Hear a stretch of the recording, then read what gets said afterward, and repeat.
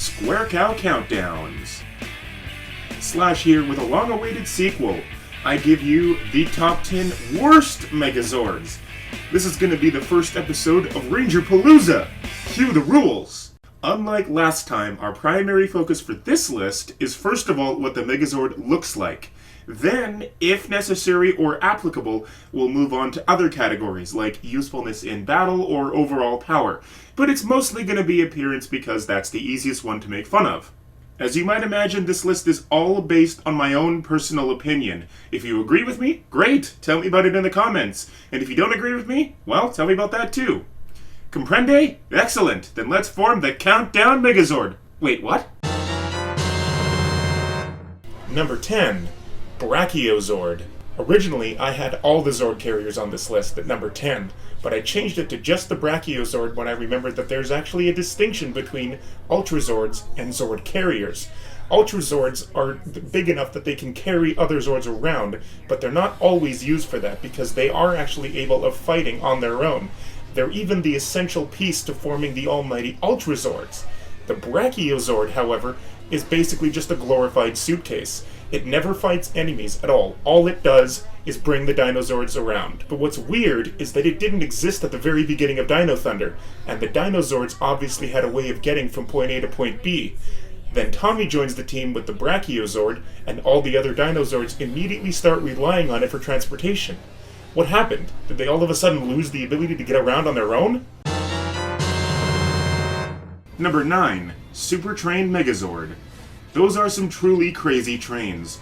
Remember in the first couple of battles with this thing, how the Rangers would actually be damaged from inside the cockpit because of how unstable it was? I'm not sure why, they're just trains.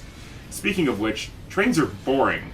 Just like this Megazord. It's just kind of bland, you know? Where's the pizzazz?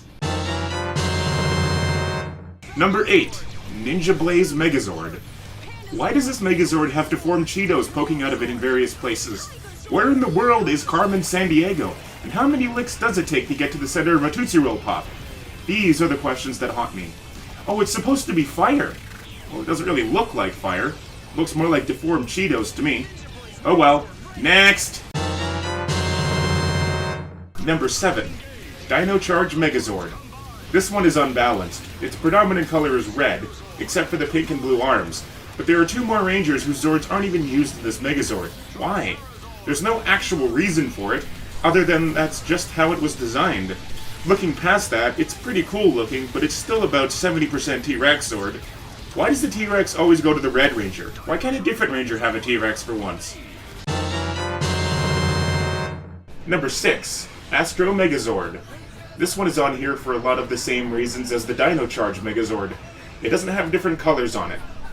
I know that's because it's actually just the Astro Megaship transformed, but still, after 5.5 seasons of having color-coded Zords that make up a Megazord, this just seems out of place. It breaks all the traditions that we got used to.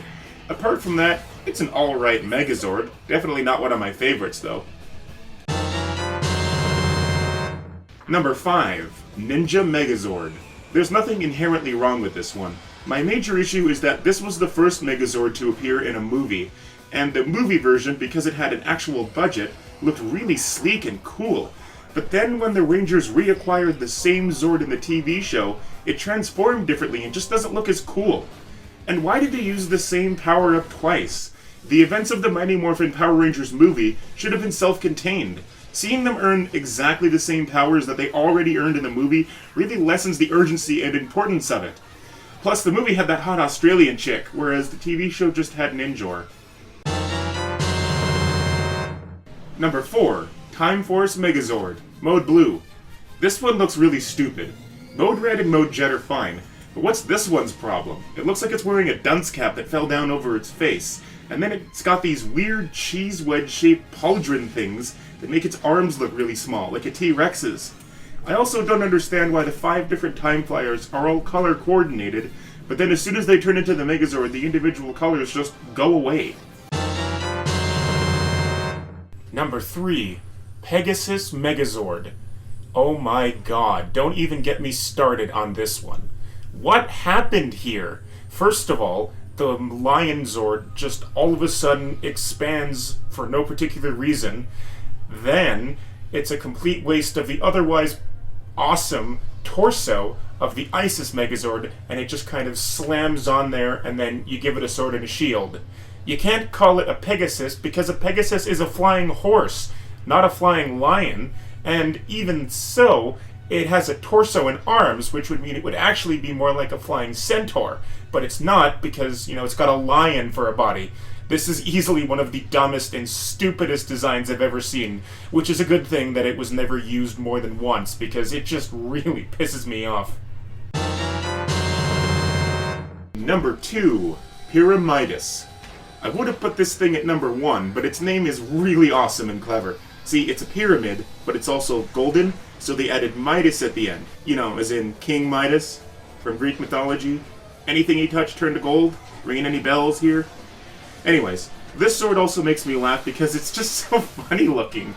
They basically just rotated it 90 degrees and left it that way. So now it looks like a square sumo wrestler. Number 1, Jungle Pride Megazord. This is nothing to be proud of. I'm not sure exactly what it is about it, but I really just don't like it. Basically, they have the Tiger Zord stand upright, and then it gets cut off at the knees, and that's where the yellow and blue other Zords come in, and it looks like it's wearing a pair of galoshes. That's it. That's the entire Zord. It already has arms, it already has a head, and then just 2 little things go at the bottom of it. That's it. That's the most creative thing they could come up with. I mean, yeah, it looks alright, I guess, but it doesn't look like a Megazord. It kind of reminds me of how Jason's Red Dragon could transform into a robot all on its own, and then all of the other pieces of the Thunder Megazord would get put over top of that. Except it looks like it's missing all those pieces that would go over top of it. So now we have this really underwhelming and uninventive and boring looking thing that just feels like it's missing 80% of its body. The Jungle Master Megazord was such a huge improvement over this, as evidenced by the fact that A, it's awesome, B, it has a yellow penguin and a surfboard for one of its legs, and it was also on top of my best Megazords list. Well, there you have it, everybody. Those were my top 10 least favorite Megazords, and this, like I mentioned earlier, is going to be the first episode of a Ranger-palooza of sorts. So the next couple countdowns in consecutive order are all going to be about Power Rangers. So I hope you're looking forward to that, and I'll see you for the next countdown. And until next time, peace out. See ya.